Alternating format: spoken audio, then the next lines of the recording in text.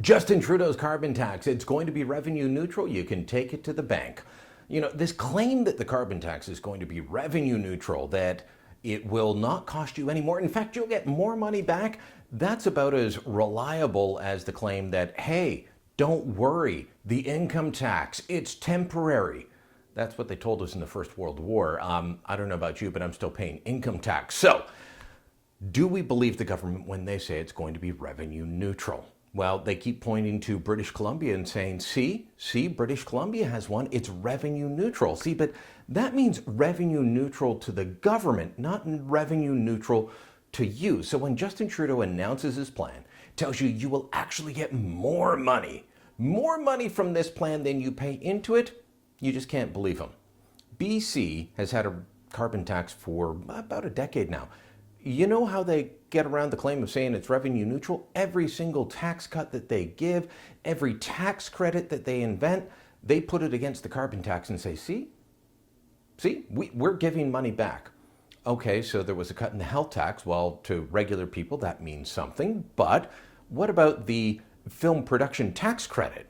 I don't know about you, but paying a Hollywood producer to come to Vancouver so that Ryan Reynolds can film Deadpool doesn't put more money in my pocket if I'm a Vancouver resident. It simply doesn't happen. And that's the same kind of thing that's going to happen here. Ontario's old cap and trade system was supposed to be revenue neutral, but that money went into giving, millionaires rebates so they could buy the latest Tesla model. That doesn't put more money in my pocket.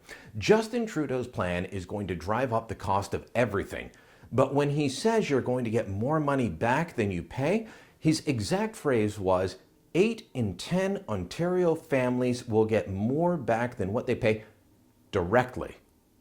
Here's the key word, and he paused before saying it, directly. So they're going to rebate you back for what they estimate that it will cost you for filling up your gas tank, for heating your home. But when the price of a head of lettuce goes up, when the price of the can of soup goes up, or the meat goes up, or your kids' clothes go up, because the carbon tax will drive up the cost of everything, that simply isn't included in their calculation. So $307 for a typical Ontario family of 4 in the first year, going up to $718 for a typical Ontario family of 4 by 2022.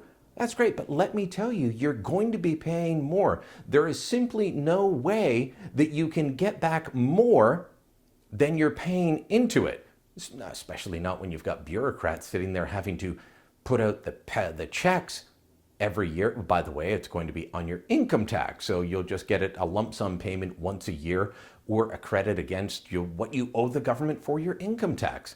It's simply not going to happen. In fact, it's right in the government's own numbers. Only 89% of the money that they collect will go back to residents. The rest is going to go into government programs that they see fit. The emperor has no clothes, but don't worry, he's reaching deep into your pockets to pull out your cash.